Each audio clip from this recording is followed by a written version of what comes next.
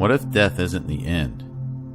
Not even a loss, but simply a doorway into a completely different way of perceiving. We've been conditioned to see death as the great destroyer, the final curtain call. But what if it's only a shift in the lens through which consciousness experiences reality? When you stop seeing death as a termination and begin seeing it as a transformation, fear dissolves and life itself takes on a new depth.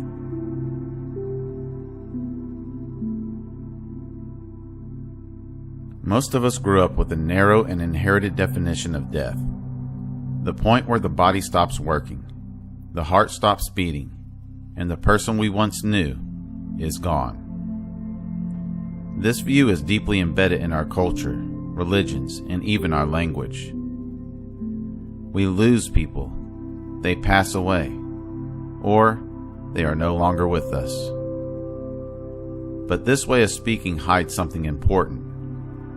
Nothing in nature is truly lost. It only changes form. Matter shifts states. Energy transforms. Consciousness, the great mystery, might simply reorient, moving from one vantage point to another. If we strip away fear and superstition, we start to see death less as an annihilation and more as an expansion of perspective. And that change of perspective begins before we die, in every ending, every goodbye, every shedding of an old self. Today, we're going to explore how death, both literal and symbolic, is a shift in perception rather than an ending of being. And in understanding this, we may find that life becomes richer, not in spite of death, but because of it.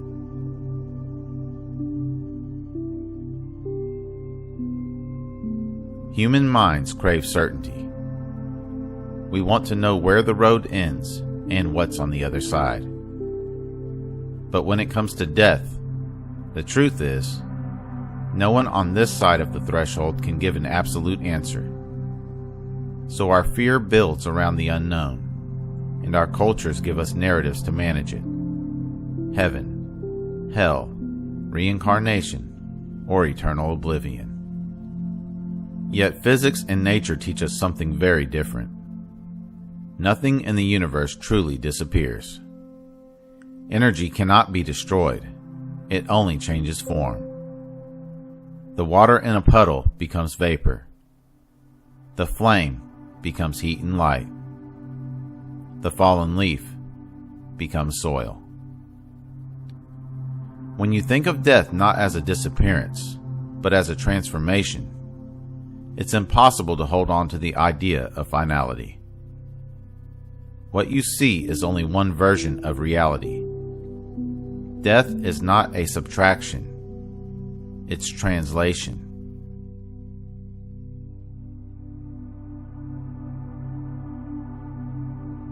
Long before the physical body stops, we go through countless small deaths, moments where a part of who we are dissolves.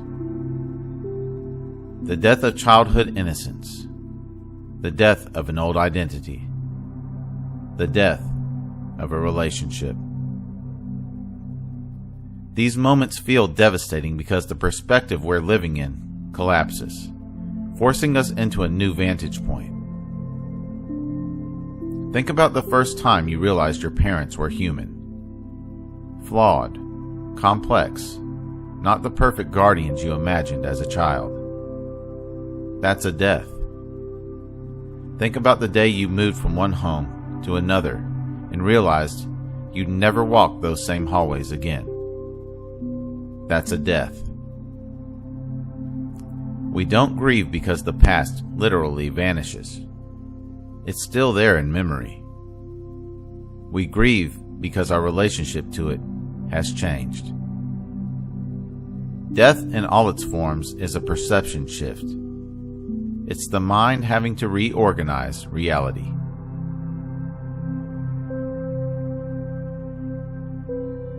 Many spiritual traditions, from Tibetan Buddhism to certain branches of Western mysticism, viewed death as an expansion, not a contraction. The physical senses shut down, but perception continues beyond them. Some teachings describe the moment of death as removing the blindfold, seeing a wider reality that was always there, but obscured by the limitations of the body and brain. Near-death experiencers often say the same thing. Colors are more vivid than any on Earth. A feeling of being more alive than ever. A recognition that life wasn't ending. It was opening.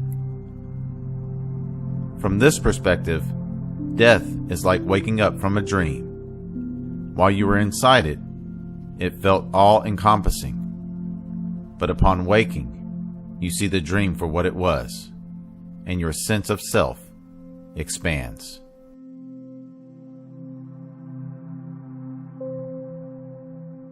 Even if we intellectually understand death as transformation, our biology resists it. The survival instinct runs deep, and the ego, which thrives on continuity, will fight to the last breath to keep its sense of me intact. This is why death feels terrifying. The self we've constructed over decades doesn't want to dissolve. It's built on habits, relationships, memories, and a lifetime of mental patterns. But here's the paradox. Every time you've changed your mind, healed from a heartbreak, or grown into a new version of yourself, your old identity has died, and you survived. The fear is real, but it's not the truth. The truth is that transformation is natural and necessary, and death is simply its most complete expression.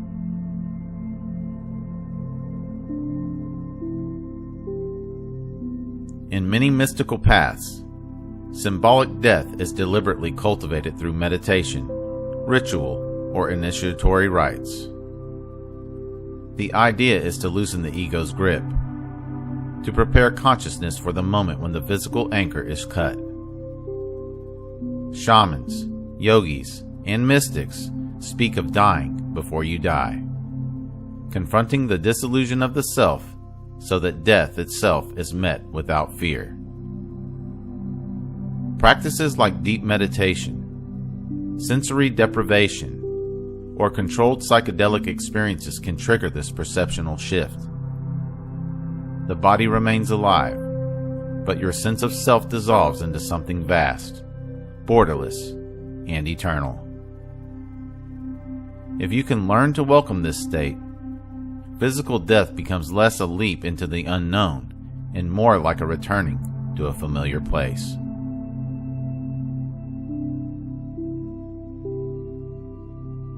When you hold death not as a threat, but as a reminder, your priorities change.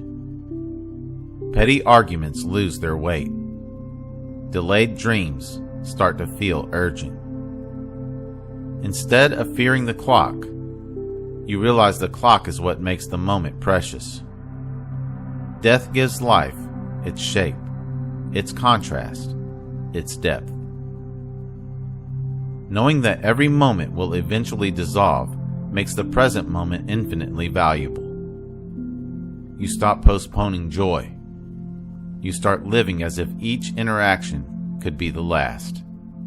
Because in truth, one day, it will be.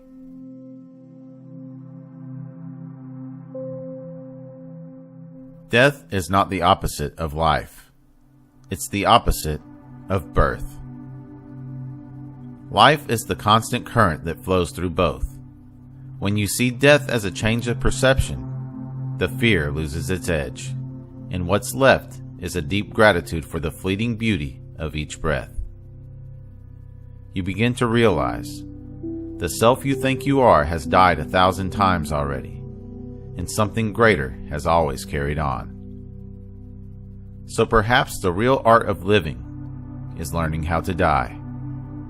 Not just once at the end, but a little each day, making space for the next great perspective to emerge. If this perspective shifted something within you, share this video with someone who needs to hear it. Leave your thoughts in the comments below. I read every one. And if you want more explorations like this, subscribe and join me for the next journey beyond perception. Thank you for watching. Until next time.